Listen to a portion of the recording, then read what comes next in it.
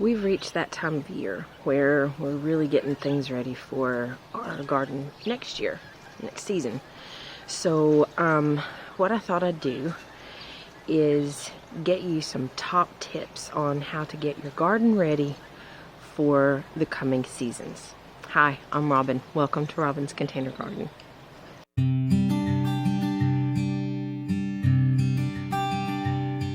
I love a top tip. Love a tip about traveling, about the house, the kitchen, but you cannot beat a garden tip. So what I thought I'd do is get in touch with some of my favorite YouTube gardeners and ask for their top tips. I know that my garden is different than a lot of people's because I have a garden that's attached to the house and I garden mainly in containers. So not everybody's going to be doing that. So I reached out to Mark at Mark's Allotment Plot. He is in West Lothian in Scotland and he gardens in an allotment. And then I asked Eli. And Eli, you'll remember Eli from our video last week. She actually has a garden. Her and Kate have a garden that's attached to their house, but they garden in raised beds and containers. And then I reached out to Gardener Scott. And Gardener Scott has a big garden that's attached to his property, and he gardens in raised beds and containers as well. So that's the best of all the worlds, really. So I had a great response from that. So I actually have 3 more gardeners that are going to be guest appearing in next week's video.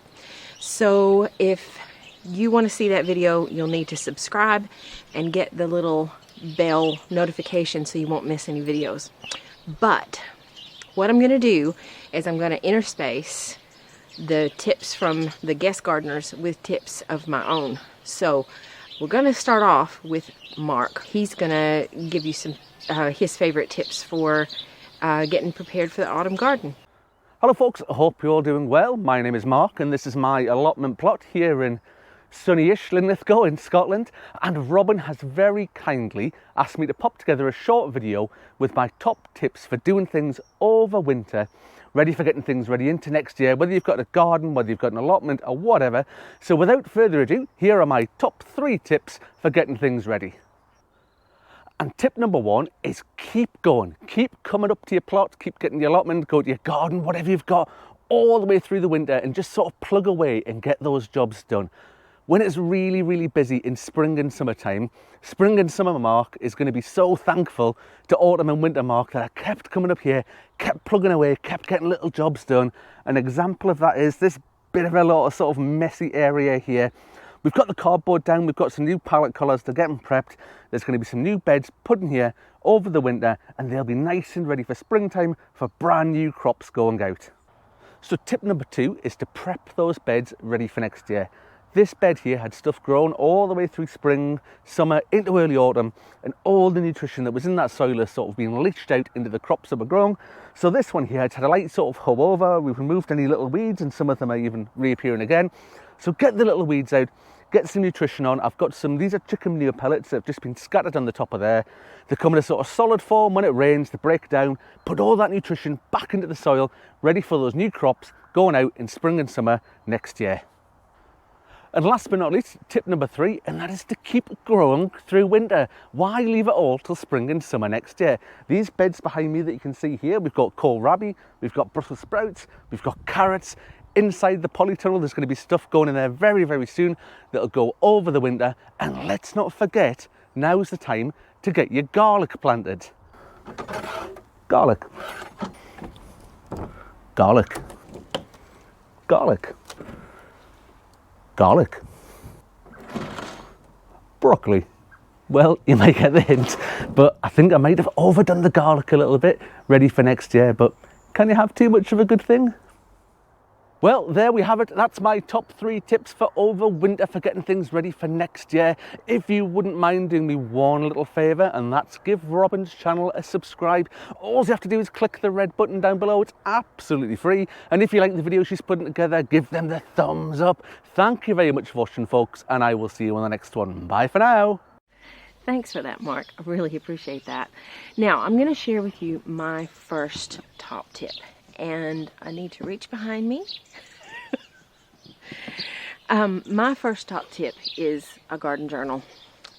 Now, you will have seen loads of the gardeners talking about garden journals, and there's a reason for that. Because garden journals are very important. We need to keep up with things that we're planting. We need to know where we're planting them, especially if you have more than one or two places. And also germination rates, the weather, all kinds of things like that. I make my own garden journals, and in a future video I will be talking about these garden journals and how I make them and what value that they have in my garden. But that is going to be my first top tip. Now I'm going to hand you over to Eli, and Eli is going to talk to you about her tips for containers. Hi everyone, I'm Eli from In the Garden with Eli and Kate, and when Robin asked me to do a little tip for you guys about preparing for winter, I knew there was one thing I had to point out, because everyone thinks preparing for winter is about the cold and preparing for the cold. Let me tell you, here in the central belt of Scotland, it's about preparing for even more rain than usual. Yep, it's raining now. It'll pretty much just rain all the time. The only difference is in autumn the rain's not particularly cold. In winter it's freezing cold. But this is how I prepare my containers and my pots for winter in my garden. It's with these. Or something very like them. Even though you've got drainage holes in the bottom of your pots and containers, remember that if you've got them on paving stones or concrete, generally a flat surface, the water won't be able to run through and run out of those holes. So what we do when it's going to be really rainy is we put little feet underneath our pots to create that little gap to let the water run out. Because after all, you don't want to drown your plants.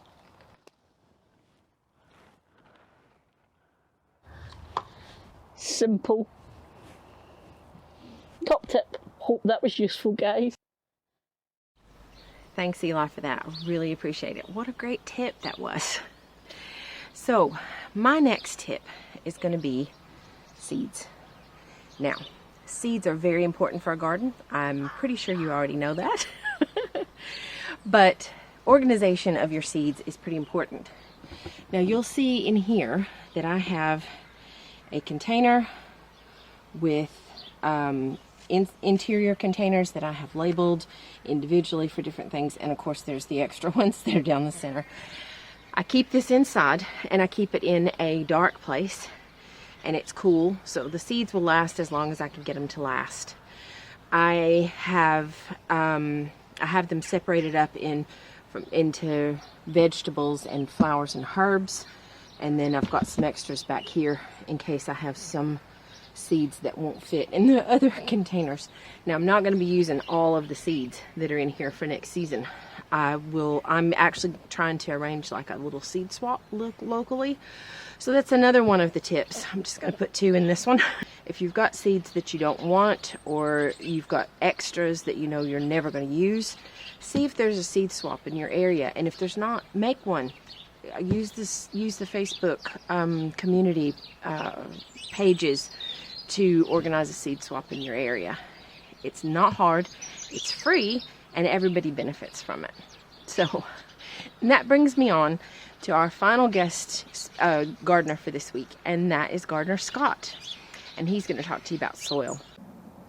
Robin, there are a few things that gardeners can do to help ensure that every season is more successful than the one before. And one of the things I like to do best is to amend my soil with organic matter every fall.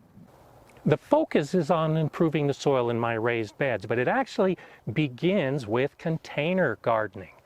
Most of the soil that I use in my containers, like these grow bags, is 100% organic. It's soilless potting mixes. So at the end of the season, when it comes time to improve the native soil that's in these beds, it makes perfect sense to take something that is loaded with organic matter and use that as the amendment. You can definitely reuse your potting mixes in your grow bags year after year and just add more to it and add more nutrients with each season. But my winters are so harsh that I prefer to store most of my containers in my garage or shed. Well, rather than store them with all that soil in place, it's easy to just go ahead and dump out all of that nice, rich organic matter into my raised beds as part of my normal fall amending.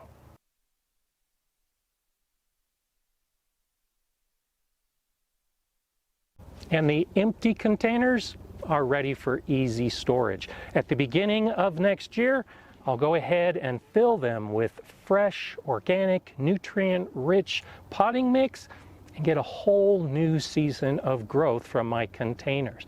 If I choose to keep the soil in, that's an easy decision. But by amending my beds and following that process over and over again, I'm able to mix the best of container gardening with the best of my raised bed gardening. I'm Gardener Scott. Consider mixing the containers and your raised beds for wonderful soil. Thank you, Scott. I really appreciate your help on this. And thank you so much to Mark and Eli as well. And I really hope that you guys visit their YouTube pages, which are listed down below in the description. So give them a visit, and if you like their content, give them a subscribe, because that really helps. So I'm going to link to last week's video here or here. I'm not sure which way this is going to go. Anyway, I'm going to link to last week's video with Eli and Kate. And if you haven't seen that yet, you need to watch it, because it is a hoot. But next week, we've got 3 more gardeners that are helping out, and I hope you don't miss that. And again, I'll remind you that all you have to do is subscribe to the channel and hit the little bell as a reminder, so you'll get a notification when a new video comes up. But I try to get my videos out every Sunday at 3 o'clock, and that's UK time, because I know some of my viewers are in the US. So that's all I've got for you for this week. This is part 1. Part 2 is next Sunday. So until next time, take care, stay safe. Bye, y'all.